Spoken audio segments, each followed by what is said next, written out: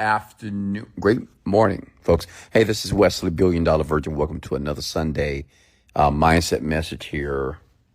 And today, or this morning here, we're going to talk about goals, okay? And I wanted to wait. I was thinking about, before I decided to talk about this morning, I said, let me wait until the new year, because the title is How Not to Set Goals in 2025. Now, and I know that's kind of contrary to your current belief about setting goals, but I want to teach you something here that I've never taught before. And I'm going to teach you how not to set goals. And what I'm saying is, I don't want you to set goals anymore. Is that okay? I know some of you have a very bewildered look on your face right now. Okay, so he's saying not to set goals? No, I don't want you to set goals. Because think about it for a second. How many of you have set goals and you have failed to hit them? And maybe some goals you hit. But many people, they can't hit the big goals, right? Maybe extremely successful business, finding the man or your woman of your dreams, or making a ton of money, or losing weight and developing the body of your dreams here. So I want to teach you something here, and this is pure psychology here. This is science. This is not my thinking. This is not my material. This is what I've learned and what I've applied to my life. And guess what? Everything that I give you here this morning is going to be extremely practical, which means there's a ton of utilization that you can use like right now. You don't need any money. You don't need more time. If you just do it, it works. Because we're going to work, or I'm going to speak more about what is called the limbic side of the brain. And I explained that as I get into the topic here, okay? But before we get started, can I get everybody to do one thing for me, okay? It's 2025. It's almost, I'm going to claim it because it's already 2025. And I want you to type this below before January 1st hits, okay? I want you to write this in the comments below. I want you to write 2025 is my year, okay? 2025 is my year. Go ahead and type that below, all of you. Okay, now understand that it's not January 1st yet, but I want you just to claim it right now, okay? I want you just to say it is your year of progress. It's your year to be a better person. It's your year to be a more emotionally intelligent person.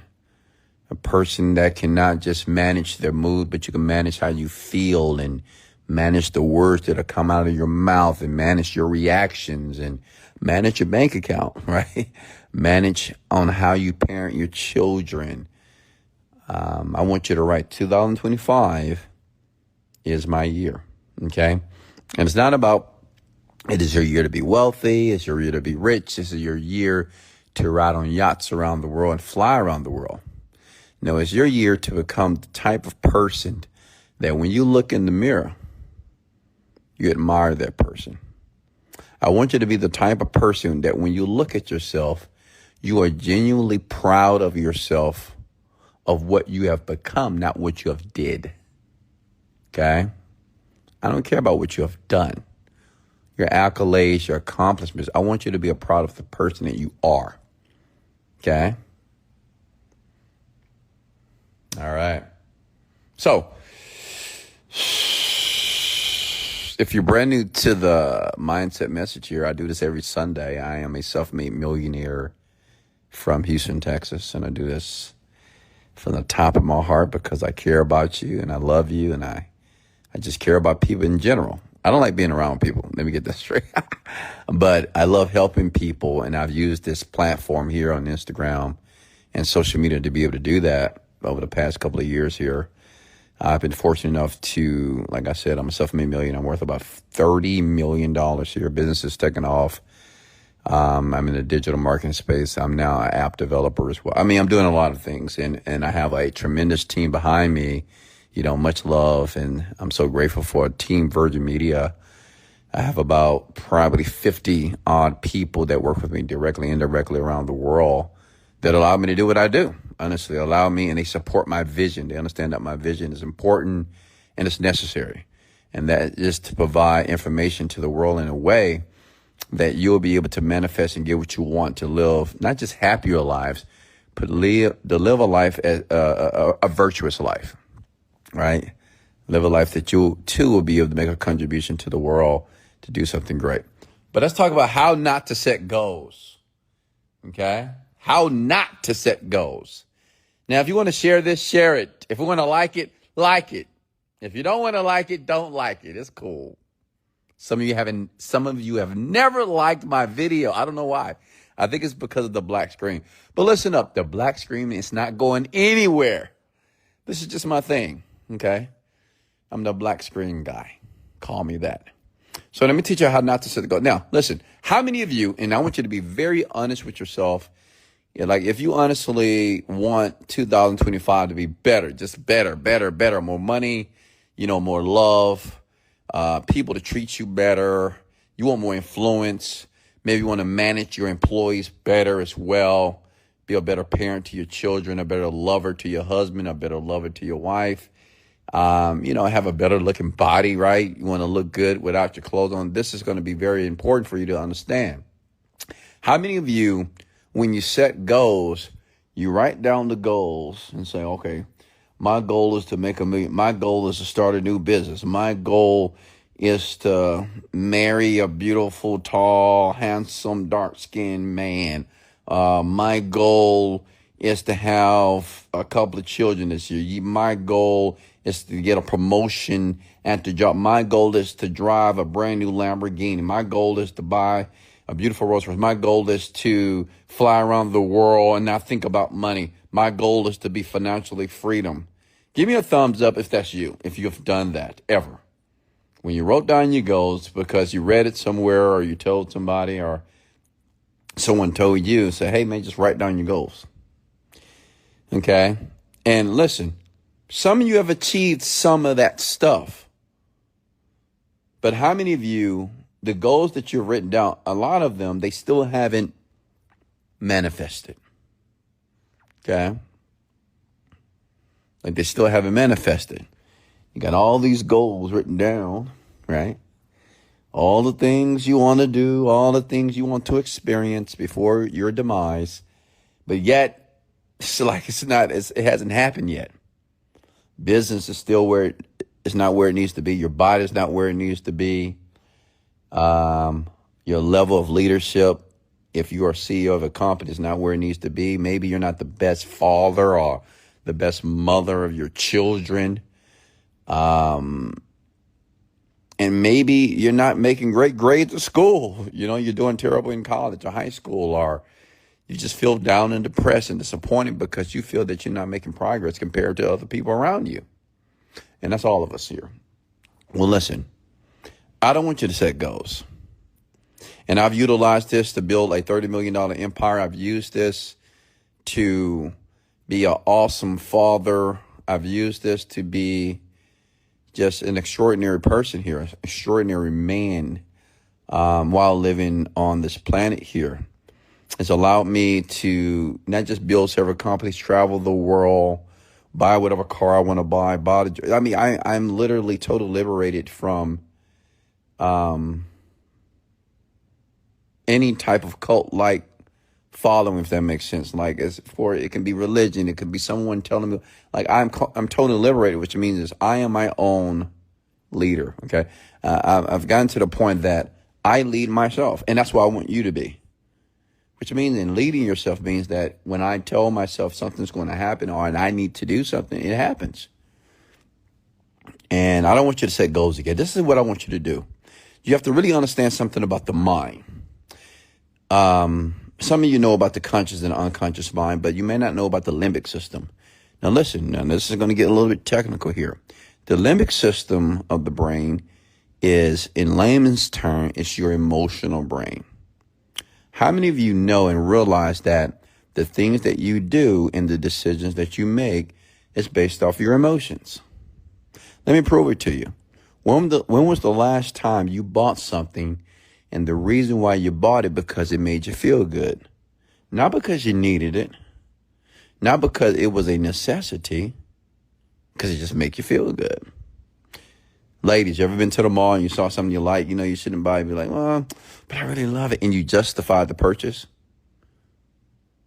Well, that's your limbic system, okay? That's the emotional part of the brain. Well, it's responsible for everything, like your decisions in particular. Your decisions, the limbic brain, the decisions that you're making, we all make decisions based off how we want to feel.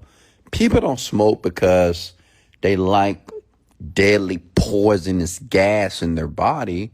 They smoke because it makes them feel good. People don't vape because it just tastes good and just it's so cool to do. No, I mean, it just feels good. It tastes good and it looks good. So it makes them feel good, right?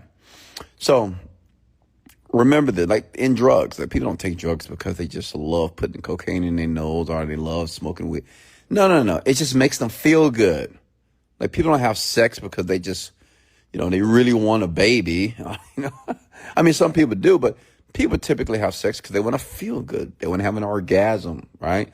They want to scream. They want to holler. They want to moan, right? But you get the point. Everything that we do typically that directly impacts our life is based off the limbic part of the brain. And what a lot of you are doing, and I did this too, I'm not throwing rocks at you, I would write it down. I wrote down my goals, but that was only one part of the brain that is called the prefrontal cortex. This is the conscious mind, which is a small part of the mind that we use to analyze and rationalize things here. We may say, well, I'm going to be a millionaire this year, but it stops there. But the issue is that never happens for you because you have not emotionalized that experience. Does that make sense? Let me give you another example. How many of you have ever visualized something? Like you close your eyes and you're trying to visualize a better life, but yet you can't see nothing? Comment below. How many of you have meditated? You close your eyes. You hear millionaires like myself say, visualize what you want. Visualize the car, visualize the house, visualize the husband, visualize the wife, visualize the body. But you can't see nothing but a black, dark screen. So you feel that you're not doing it right. You feel that it's ineffective and you feel that you're wasting your time. Say, yes, Wes, that's me. Comment below, please. All right. So, and what happens when you do that and you just have that black screen and it's just like hard. People say, oh, it's so hard. I just can't visualize, and let me help you with that. Let me help you out with that. Whenever you say, well, it's hard for me to visualize, what you're saying is just hard for you to create a picture in your mind. Okay. Like it's hard for you to create an image of what you want in your mind. Like if I say, close your eyes right now, let me show you something. Can you guys play with me for a second? Can I get everybody to close their eyes, close them. And I want you to think about a person that you love and create a picture of their face. Think about somebody you love in your life. It could be your husband. It could be your son, your daughter. It could be your kid. It can be your wife, your husband, your side piece, your boo, whatever, your mother. Somebody you love. Now I want you to see their face. Now I want you to make them smile. They're smiling at you right now, right? And as you listen closely, you'll realize that now you have just created an image in your mind in 4 seconds. Open your eyes. Now, isn't that fascinating? How many of you were able to see the person that you loved? Comment below, please. You were able to see their face. You were able to see the smile in their face. Like anybody that has children, very easy. You can see your children's faces smiling at you, or your parents, your mother, or your father. Now that's interesting, right? You say, well, damn, Wes, How am I able, listen, how am I able to do that? I can actually see that person's face. But when I think about my goals, my dreams, and my desires, I see nothing. Well, this has everything to do with the limbic system here. And I'm going to teach you this in some repetition as well. Okay? So let me answer that question first. The only reason why, okay? And this is practical stuff. This is so practical. This is so easy. You're gonna love this. When I answer that question, you're gonna love it. You're gonna love me. You're gonna oh wow, yeah, that makes perfect sense. But it's so amazing why people are not doing it, right? The only reason why you're able to create the picture of that person in your mind when you close your eyes, because you have an emotional attachment to them. Am I right or am I right? Hello? How many of you, the picture that you created is a person that you love? Just come with the word love. Okay? Like, if the picture you create, I didn't even tell you to think about somebody you like. I said, think about somebody you care about, somebody that you are close to, or that you adore. How many of you, the feeling that you felt was love? That's amazing, isn't it? Isn't that insane? You're like, oh, yeah. See, but they don't teach you in Law of Attraction and The Secret and all these books, self-help books, which I teach obviously here. So you may want to listen and subscribe. Listen, because I go deep. Listen, anytime you have an emotion associated to a person, when you close your eyes and you think about that person, the image is clear. But, and listen, this is just not about just people. Anything. If you have a coworker that you love, if you have a job that you love, okay? Anything that you have associated an emotion to, where are the emotions in the brain? It's in the limbic system of the brain. It's responsible for all the emotional processes that take place in the brain. Your brain, your mind cannot create an image in your mind without an emotion. So when you think about financial freedom and you think about flying around the world and buying fancy cars and jewelry and Chanel bags and Birkin bags and flying first class and on the private jets and $1 million in the bank account, the reason why you can't picture that stuff when you're trying to set your goals, because you have no emotion that's associated to it. And let me go deeper. Say, go deeper, Wes. I'm going to hurt you on this one. Listen, let me go deeper. And most of you, the emotion that you do associate it to your desires is lack. I prove it to you. You ever worried about something? Like, you ever worried that something's not going to happen? You want it to happen, but you don't know. Like, you ever interview for a job that you really wanted, and you go home like, oh my God, I hope I got this job. I hope I got the job. I hope I got it. I hope I got it. I hope I got it. Oh my God. I just invested a lot of money in this business. I hope I made a good decision. Oh my God. That's an emotion, by the way. And that's called the emotion of lack. Okay?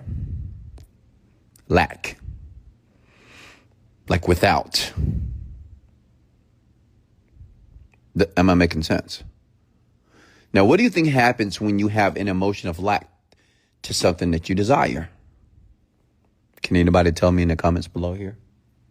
You're smart people.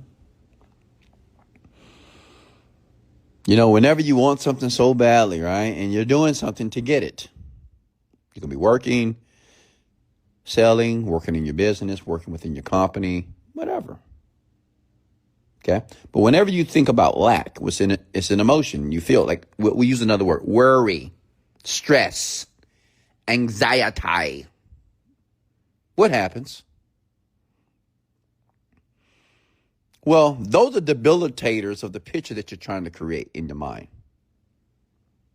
Because when you're worried about something, that means you feel this emotion that, I don't know if it's going to happen. If you don't know something's going to happen, how can it be clear in your mind? How can you even create a clear picture of something that you're worried about, stressed about, concerned about, or have anxiety about?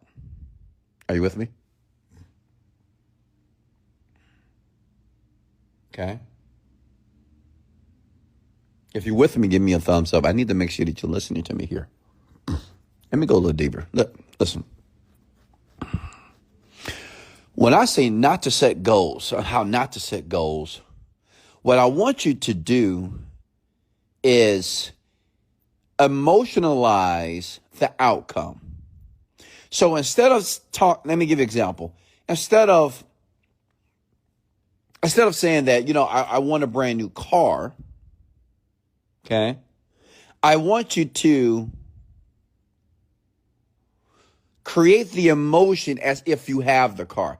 Now, let me tell you what's difficult about that. And this is where the practicality comes in here. I'm going to give you some pragmatic things you can do, because you may say, well, Wes, I want a Lamborghini, but a Lamborghini costs $300,000. I don't even have $300 in my bank account. So how am I going to create this emotion in my mind, close my eyes and see myself driving the Lamborghini, hearing the exhaust, feeling the leather seats here, and watching the people take pictures of me? Let me show you how to do that. Let me tell you what I did. So when I didn't have a lot of money, when I was just like you, this was a tip or a trick that I did, and it's practical. And the reason why it worked, because I began to really understand the human brain, okay? So what I would do every Sunday, I would go to the Rolls Royce dealership because I wanted a Rolls Royce, okay? That's what I wanted, okay? And obviously at that time, I didn't have enough money to afford the Rolls Royce, but I had to not just think about the Rolls Royce, I had to picture it.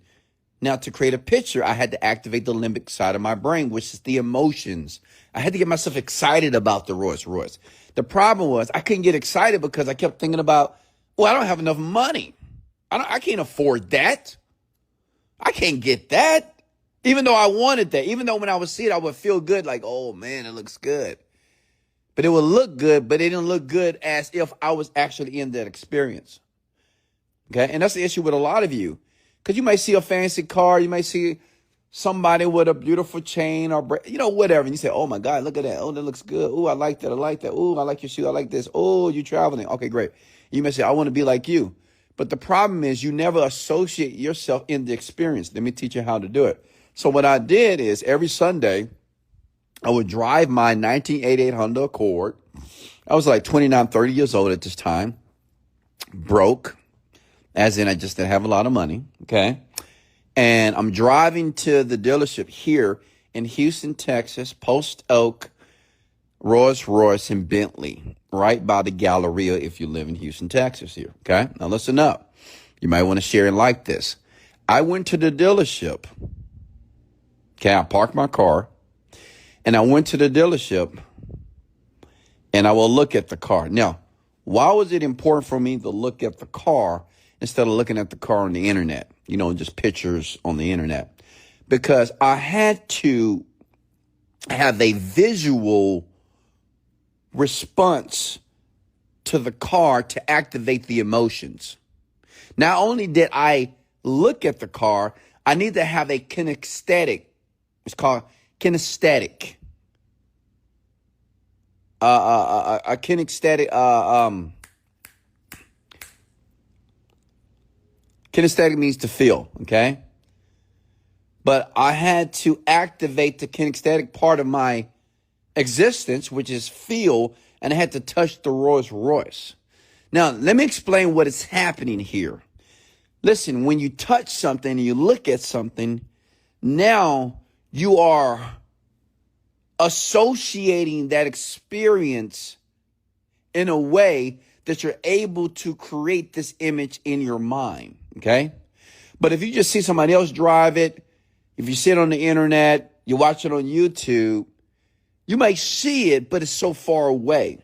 So in your mind, it looks like it's something that you want to happen, but in your mind, you default to, well, how it's going to happen. But how we get rid of the how is we go to the dealership. I was touching the car. I was looking at the vehicle, and some of the vehicles were open. So I will open up the vehicle and I would sit inside, and I would sit there for 15 to 20 minutes. Now, let me tell you what I was doing when I was sitting in the car here. I was assimilating or looking and taking in all the features of the Rolls Royce or the Bentley, depending on the car's choice for the night. Does that make sense? Now, what am I doing here? I'm taking snapshots of this experience. So when I visualize and meditate, the picture of me in that vehicle is no longer a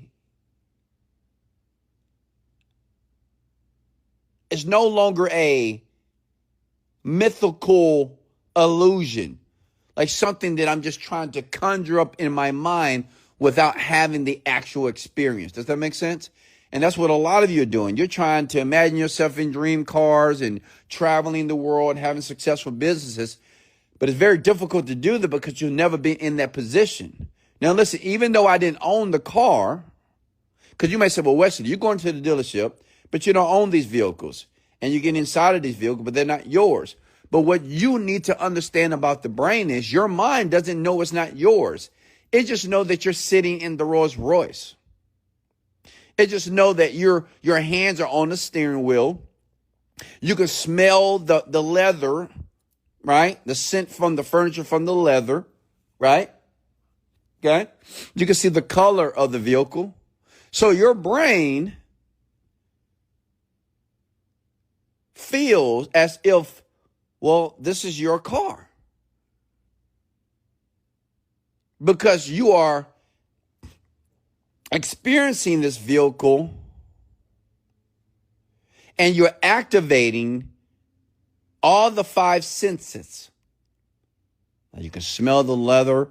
You can feel the steering wheel, right? Maybe you can hear the radio if you turn it on. Some of the Rolls Royce, I can turn on the radio as well, right? Okay. And I can see every detail of the vehicle.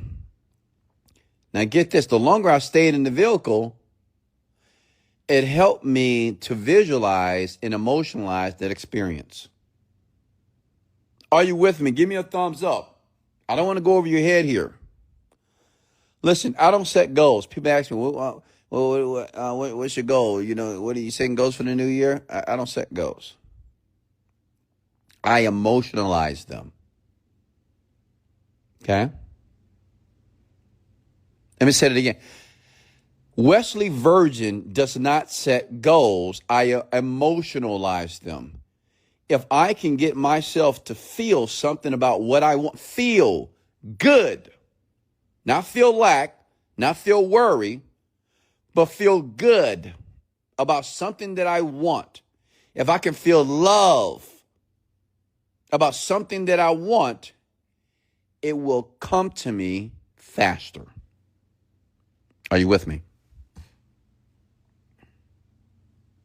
Okay? It would naturally attract to you anything. It doesn't matter. That's when they say when you have certain people out there that's searching for love. I'm looking for love. I'm looking for love. Well, the fastest way to attract love is to be love. Is to be loving. You get it?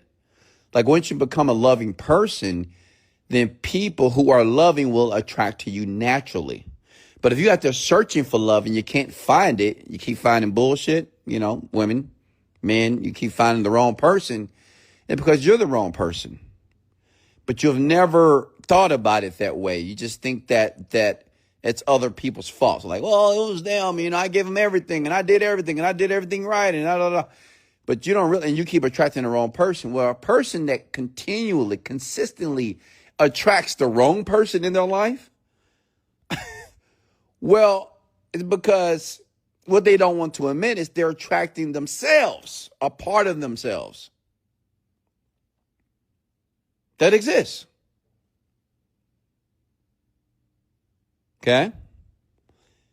If you're a loving person, you will only attract loving people.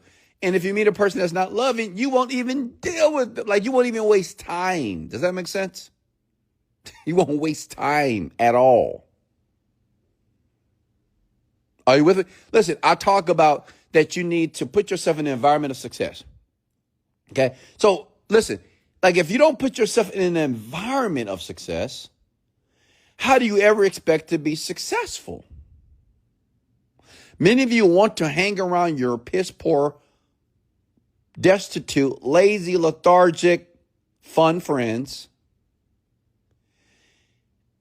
And you believe that you're going to attract everything that you want. But what you want doesn't align with the friend group. Are you with me? Like, it just doesn't align. But you know why we always go back to friends? And it's so hard for us to disconnect from friends and family? Easy. Because how we feel. We feel the love. You get it? See, the reason why you keep going back to that group that you know is toxic, the man that's toxic, the woman is toxic, because of this love. You say, well, I love them. I love. See, love will make you, see, me, I love money. So that's why I get so much of it. I love progress. That's why I make so much of it. I love the people that work with me and work for me. That's why they make money, right? So listen, anything that you love, let's just use the word love. We're not going to use the word feel or love. You will gravitate towards unconsciously. Even though you know you're in a situation where you shouldn't be. Can I get an amen, please? See, that's not the conscious part of the mind. That's the limbic system. It's your emotions. Whatever you feel, you will naturally gravitate to it. You don't even have to work for it. Okay? Like, you don't have to work hard to talk to your friends. You don't have to work hard. So you got to work hard to move yourself away from your friends, right? And it's not because they're bad people. They just toxic, or they just they have impotent goals, small goals, don't have big dreams. They're negative. They're pessimistic. They're always stressed out and worried, and they just downers. Okay? But you find yourself with them again because of the emotion. Your emotions, listen here, folks. Your emotions and how you feel will attract whatever you're trying to attract. If you have not emotionalized that experience, you won't attract it. Whatever think about your life. Think about everything that you have in your life. Think about the people that's in your life right now. Think about the money that's in your bank account. Think about the car that you drive, the job that you have. Then think about all those things. Okay? You've attracted all those things. Because at some level, you have some emotion that is in tune to that frequency. Does that make sense? Are you with me? Listen, to give you a story from my personal life, when I went to that dealership for like a year, every Sunday, and I would just emotionalize the experience. And the next 3 years, I think it was 3 to 4 years, I bought my first Rolls-Royce Cullinan. Like, it happened. But let me tell you the most interesting part of manifesting that. I wasn't thinking about the Rolls-Royce anymore. Like, the more I would go to the dealership, and the more I would just see myself in the Rolls-Royce, and I would just sit there, honestly, for like 30 minutes. One time a policeman came over and said, "Hey, what's your name?" I said, "My name is this." And he said, "You thinking about getting a car?" I said, "Absolutely, man. I'm thinking about this Rolls Royce right now." Like, when he looked at me, even though I was a tall black man out there in the middle of the night, he didn't say, "Hey, man, you're a black man. You shouldn't be out here. Hey, what you doing out here? Do I need to call the police? Do I need to call my..." He didn't do that. He thought that I should be there. He felt that I was a person that should be buying those vehicles. Okay?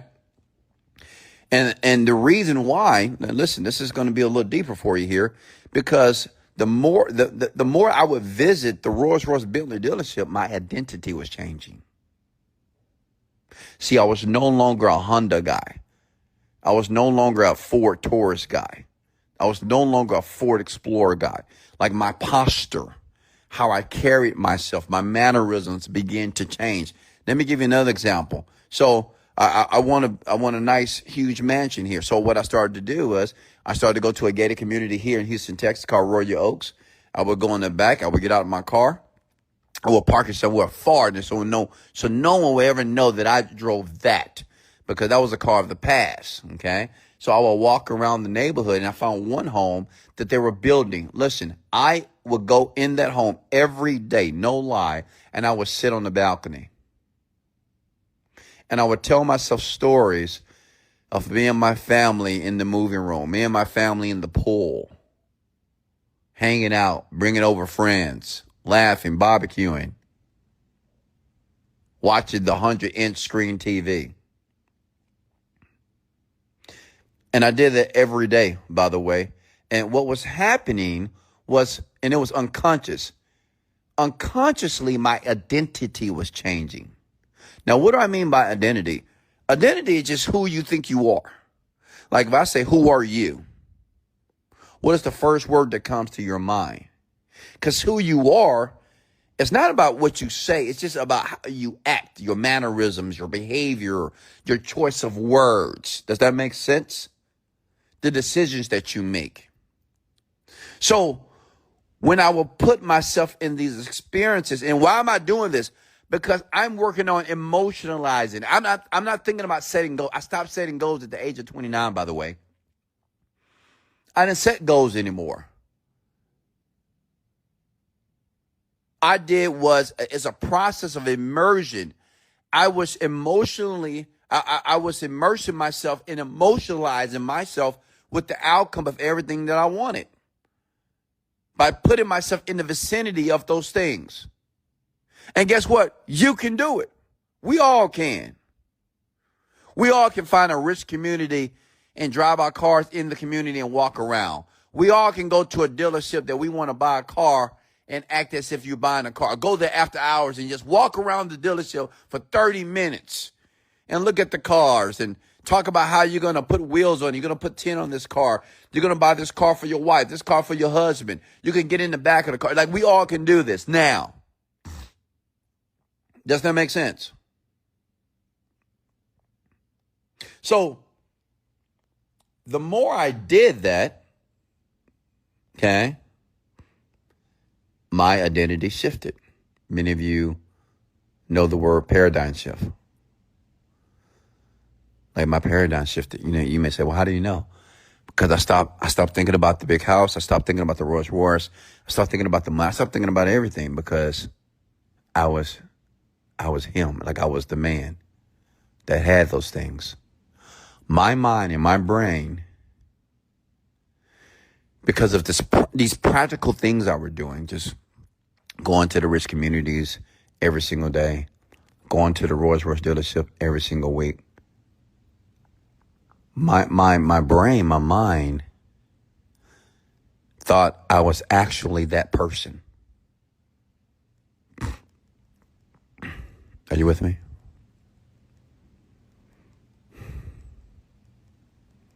See, when we talk about change your environment, you change your life. Like, this is real. But let me explain this in layman's terms. You have to change what you're looking at every day. Change what you see.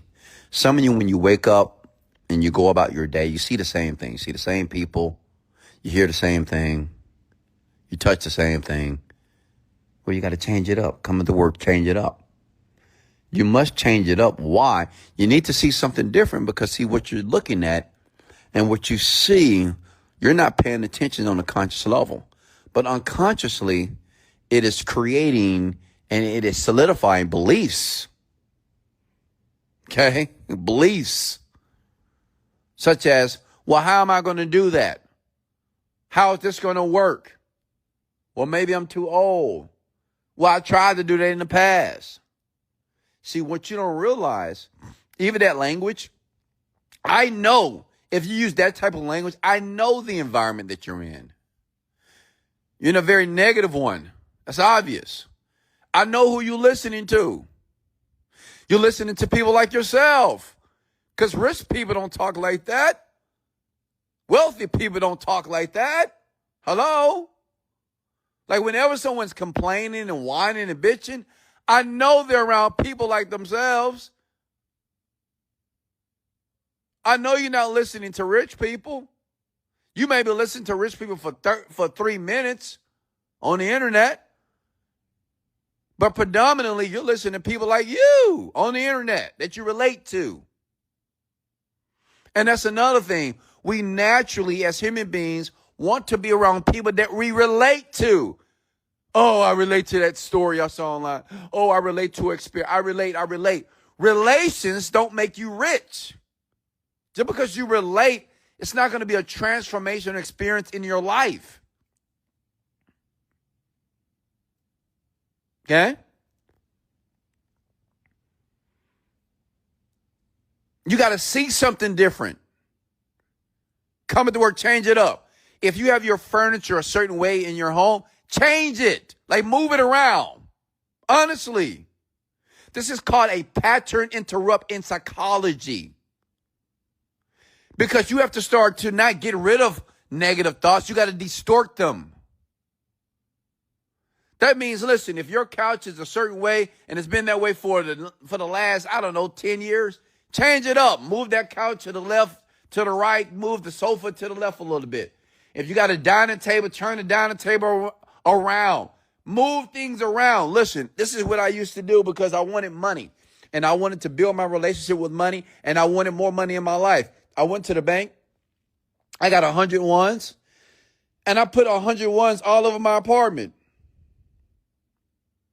Why? This is practical, ladies and gentlemen. I had to see something different.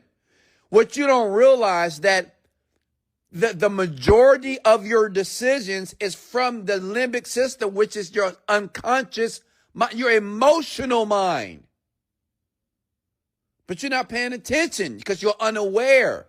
So think about it. On your floor right now, you probably have carpet. You have hardwood floors, right? Or maybe you have cement. Okay? Or rug. So imagine if you took 100 ones and you put them all over your bedroom, all over your living room. Just throw them around everywhere. So that means when you walk in your house, the first thing you see is money. You're like, what is this? Oh, money. Okay. Oh, yeah, I'll put that there. Okay, fine.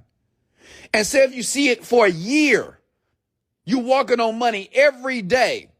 What do you think it does to your mind to see money every day? Now, it's not seeing bills. It's not seeing debt. It's not seeing all your problems.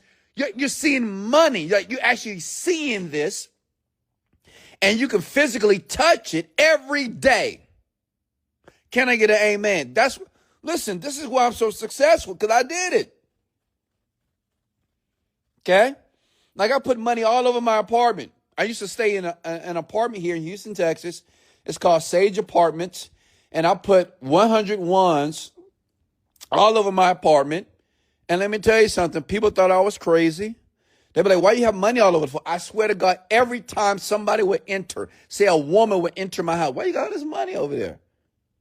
Why you got this money? I say, oh, well, I'm manifesting money. And you know what the girls say? I like that. And she'll drop them panties. I'm just kidding. But listen, when my maid would come over, she was like, why you have all my money? Because money is what I want. So what I want in front of me. And she can only speak Espanol. So I said, dinero, yo quiero dinero. Yo quiero dinero. So dinero on my piso. That's the best way I can explain it to her. And you know what my maid did? I swear to God, it's a true story. My maid would pick up every single dollar. She would vacuum the floor and she would put every single dollar back. She did that for years. Can I get an amen? She did that for years. You got to change what you see. Many of you are trying to visualize and meditate. But listen, many of you, you don't understand. You can't visualize it because you haven't seen it. And if you have seen it, you haven't seen it enough to the point that you listen, when you meet a boy or a girl or a man for the first time, you may feel a little bit, so, oh, I like that person. Oh, they look good. I like this. Okay, great. But the more you're with this person, the more you spend time with this person, now you start to develop deep feelings. We call it deep feelings, right? And then deep feelings transmute into love. Now you can't stop thinking about the person. Can I get an amen? Well, that is the same exact formula when you want something that you've never experienced. You can't go out with a man one time, just one time in one day, and then you're like, oh, I think about this man forever. Oh, my God, I think about every single day. I can't stop thinking about it. Come on. Same thing with a woman. You may think about it, but you're not going to think about them as deeply if you spend every day with them for 3 weeks. Does that make sense? Change what you see. Okay? Listen, let me break this down stupid simple. You want money? How many of you want, if you want more money in 2025 in that bank account, in that investment account? Come at the word amen. Easy. Go to the bank account. Take out 100, 200 ones, 300 ones, and don't worry about what other people say. You know what I did? Every person that was my friend that would come over and tease me or talk about me about all this money that was on my floor, they were no longer my friend. True story. And then I realized I didn't have any friends because a real friend would have encouraged me. A real friend would have promoted me. A real friend would have said something nice. Said, man, that's amazing. Maybe I should do that too.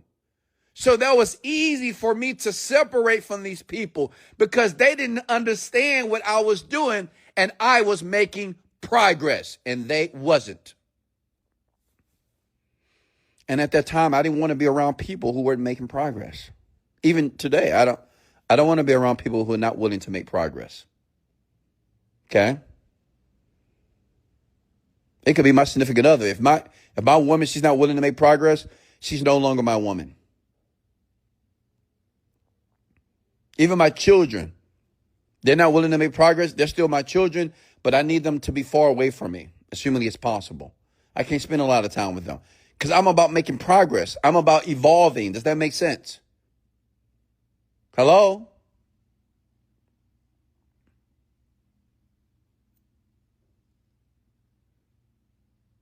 Listen.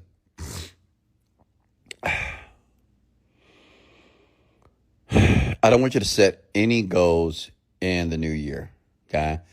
Because you've already been setting goals for the past 10 years, okay? If you want something different, you have to do something different. You can't continue to use the same formula to solve a different problem, okay? And many of you have an identity issue. See, when it's not even about techniques and these tips, but when you are a certain type of person, certain people have an identity that whatever I want, I'm going to get it. I don't know how I'm going to get it, but I just know I will. That's an identity. They just feel confident that way. They just feel that much confidence. They just it's identity, that's just how they see themselves. And they're known as maybe cocky people, narcissistic, whatever, all these labels they give these type of people.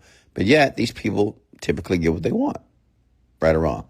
And then you have another group of people, they never get what they want. That's identity because they say that. They say, well, I never get what I want.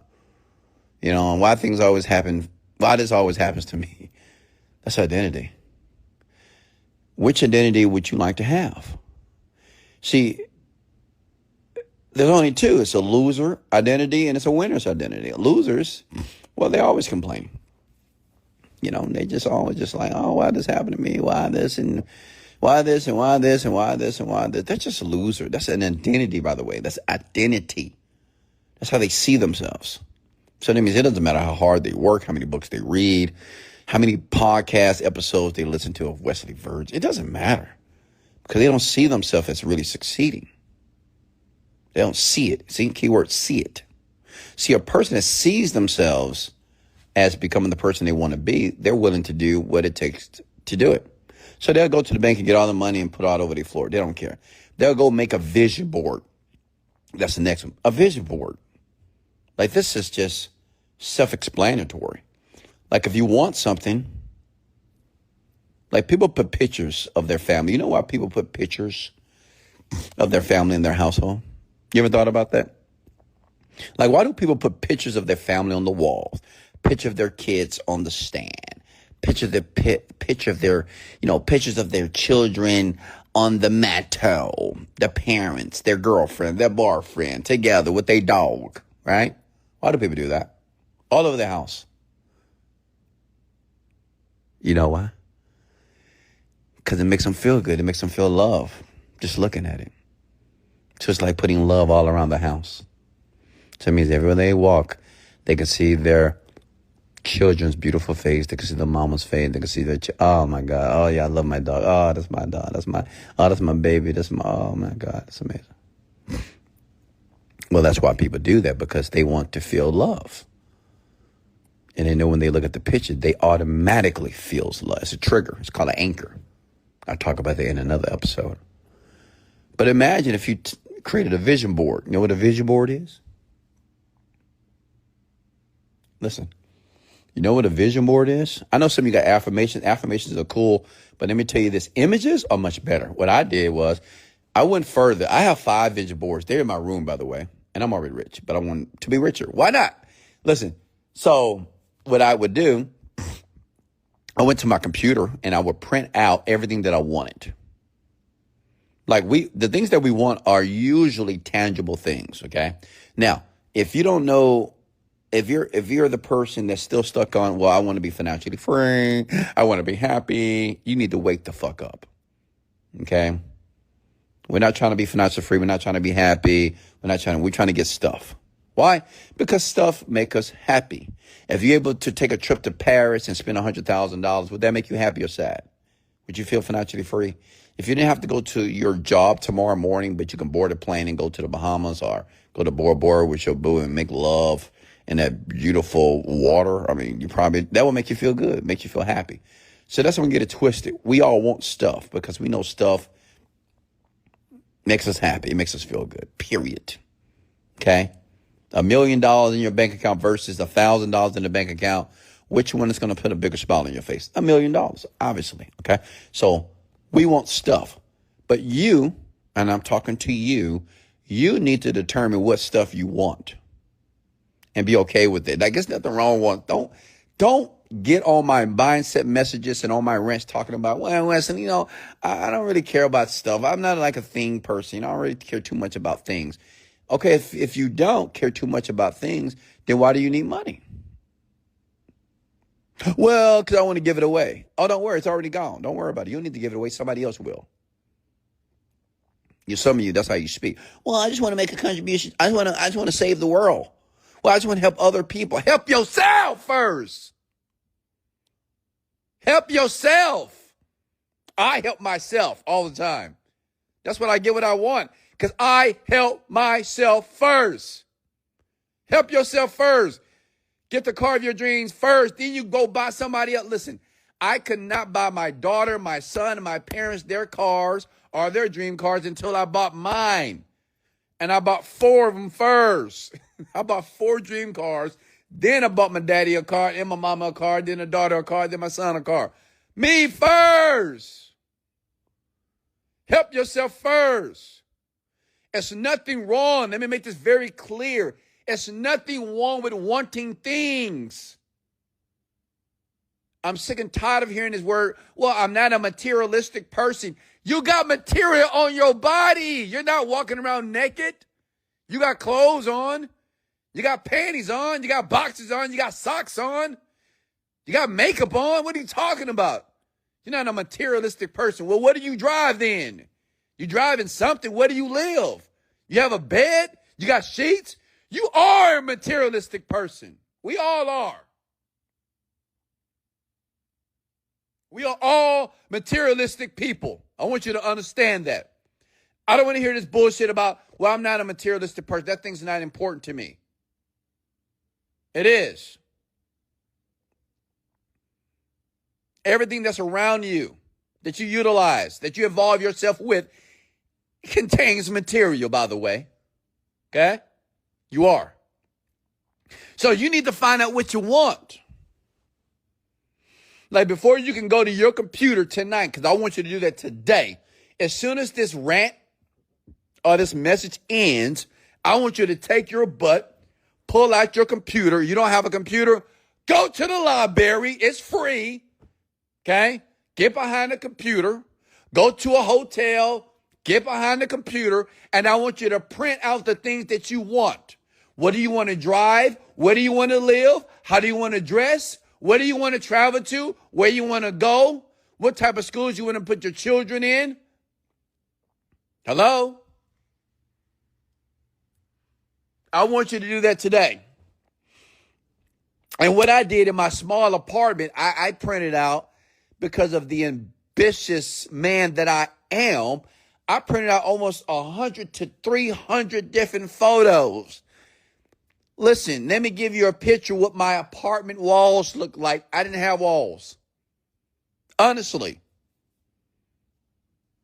I had pictures and sheets of paper all over my walls, in my bedroom, in my living room, in my small office, on my refrigerator, on my counter, in my bathroom, above my toilet, in my small closet, on my ceiling, on the windows. I couldn't see outside my window because it was pictures of everything that I wanted in my life. My question to you is this: how do you visualize something that you have not immersed yourself in? You can't, it's going to be very difficult for you to visualize you stand in a beautiful, luxurious mansion if you're not seeing that mansion every single day of your life. You must immerse, come at the word immerse yourself in the experience that you want to actually live. You got to do that now, okay? You don't have to wait till the right business. Many of you are doing it backwards. Oh, I need to find a business. I need to find a business.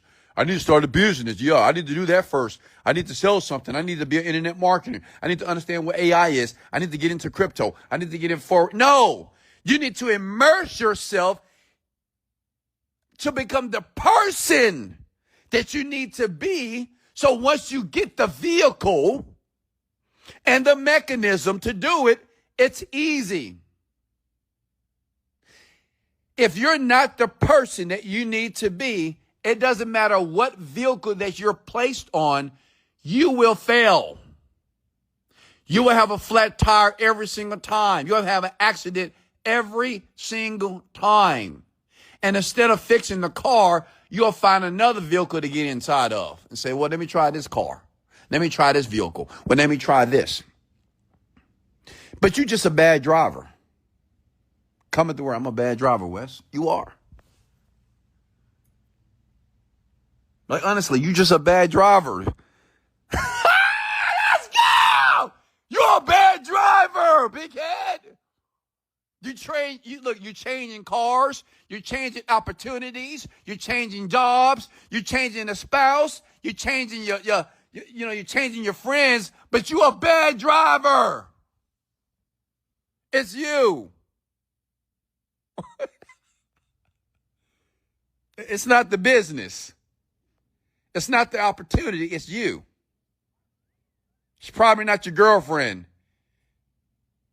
It's not your man. It's you. You're the problem. The reason why you keep having accidents, because you don't know how to drive. You need to go back to what? School.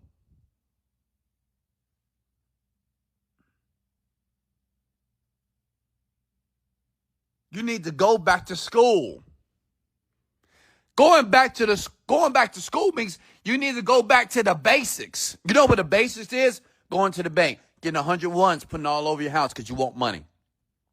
You want a beautiful house? Okay, go print out a 5 or 10 beautiful houses that you would like to live in or buy one day and put that all over your walls.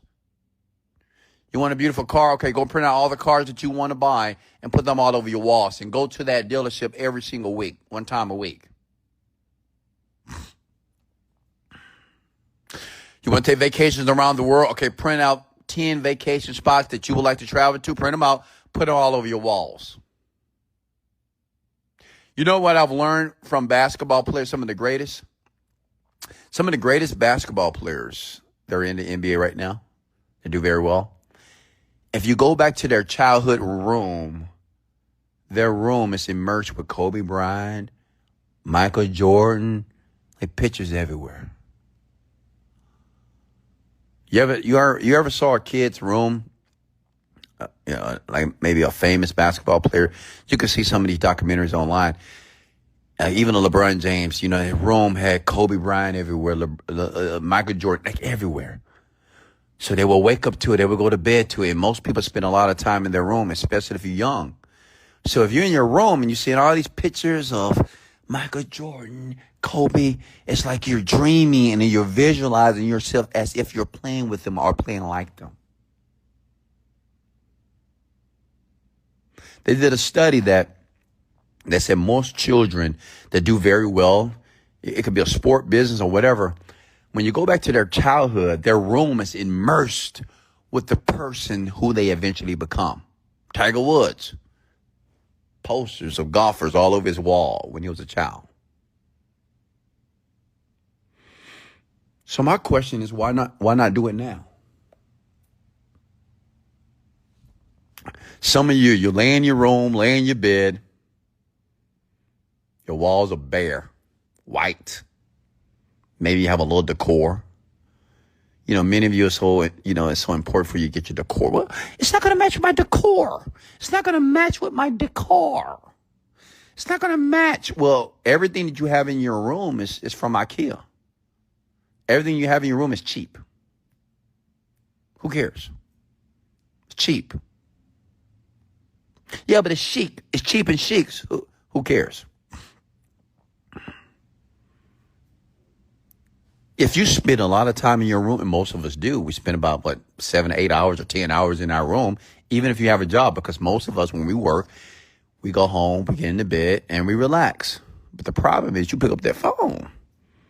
You just start scrolling and swiping. Back in Steph Curry days, they didn't have social media like that. That's why this man is the greatest shooter on the planet. So you didn't think about what he was doing. He wasn't swiping and looking at Instagram for 15 hours a day. Imagine if you go to your room and you would just look around and you would see you had 100. Like in my room, I had 100. In my room, like when I was broke or just making it or doing okay, just like a lot of you. Well, in my room, I had 100 sheets of paper with printed images on it, everything that I wanted.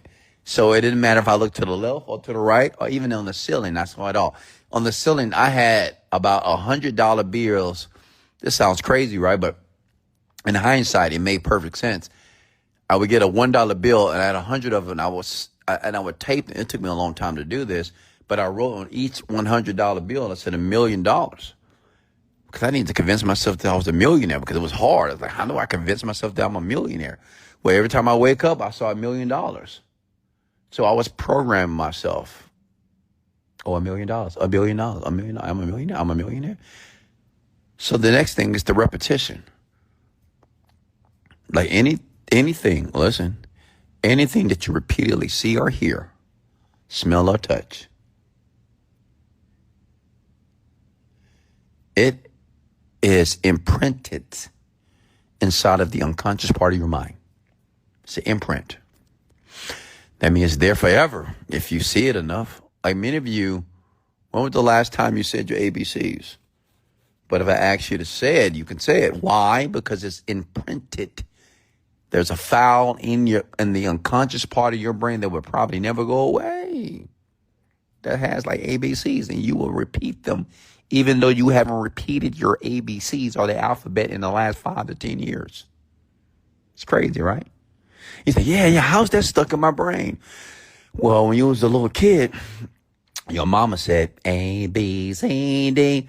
When you was a little kid, you go to YouTube or you go to the nursery rhyme channel, A, B, C, D.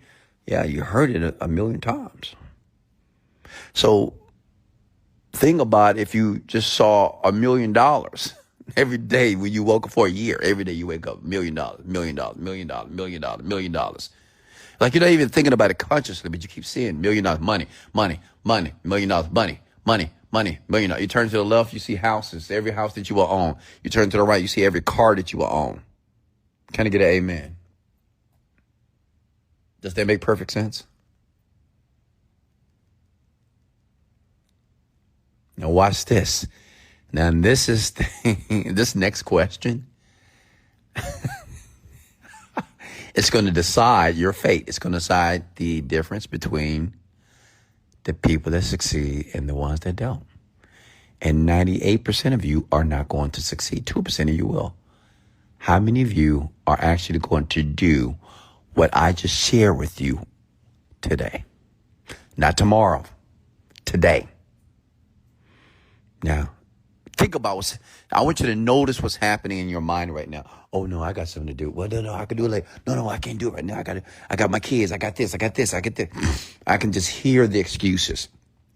Like today. Well, I can't go to the bank account today. Where's the key? Listen, go to a strip club. I don't care. I don't care what you got to do. Go to the ATM, get a $100 bill, get $20. Go to the cashier at the gas station. Hey, can you give me 21s? Go to the strip club. Say, hey, I'm not here to throw ones on a woman, but I'm here to get 100 ones. Can I get it? I'll pay you $5 for it. I don't care. Well, that's just the 1% of people. See, 1% of you will make it happen today. 1% of you are going to go behind your computer and you're going to print out 100 images of everything that you want, that you say you want, right? Because you're sick and tired of the life that you currently have, so you want a better life. Okay, so what is a better life? Well, you need to print out some materialistic images, the things you want to do. What do you want to buy? How do you want to, what do you want to travel? Like, it's not that many things that people need to do to feel that they have a good life, right? Usually people that have a good life that we say, which is all subjective, by the way, we say, oh, that's a good life. Well, people that can travel whenever they want to travel, they can travel first class to 5-star hotels. That's a pretty good life. People that don't have to wake up in the morning and go to a job. Yeah, people like that. People that can wake up and go to the gym and work at their body and hang out with their friends or whatever, and still money coming in, sleep money, money still coming into the bank account. That's a pretty good life.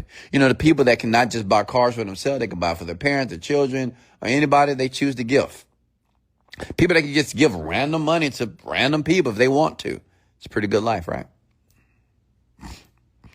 Now, how many of you are going to do this today? How many of you, because I know all of you want a car. I'm not saying you want a Lamborghini or a Rolls Royce or a Ferrari, but you want some type of car. You want a newer car. Can I get an amen? So how many of you are going to go to the dealership today and just go walk around that dealership? I would do it at midnight. You know why? Because no one else was doing it. And I knew no one else was going to be there. Come on.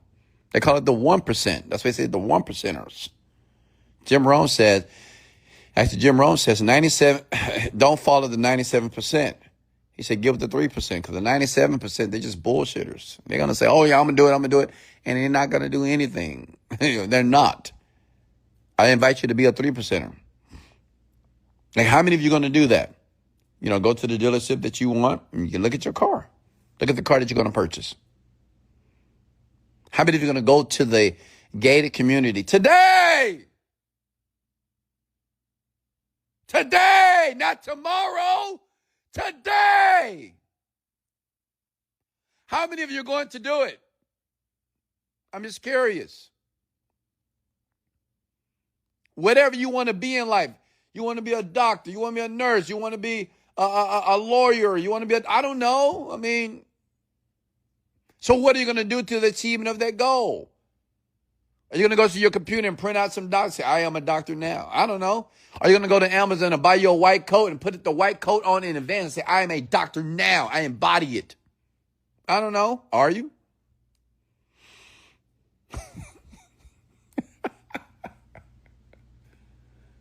Hey, I love you. Okay? I love you, all of you.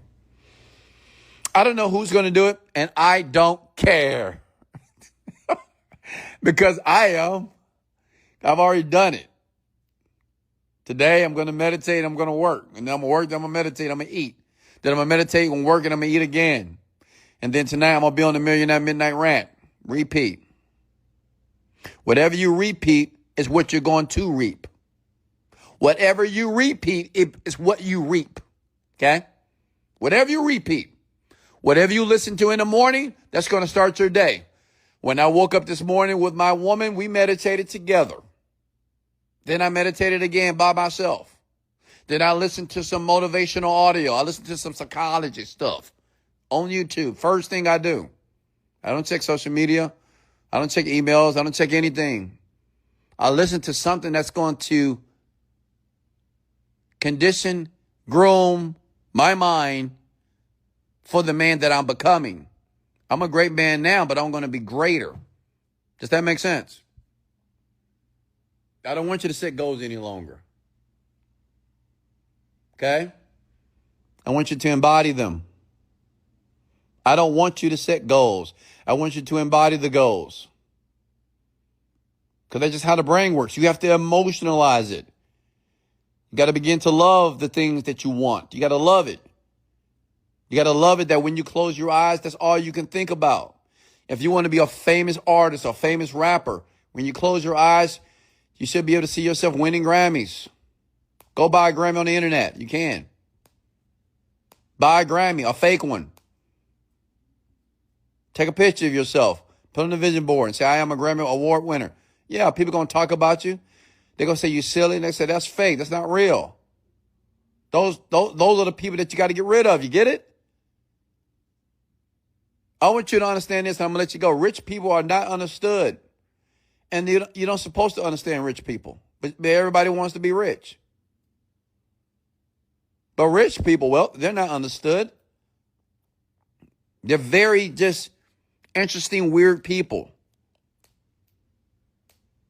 And it's not your goal to understand them. It's your goal to model them if you want to be like them. Or you just can continue to be who you are today, getting exactly what you're getting. I love you. I got to go. Much love.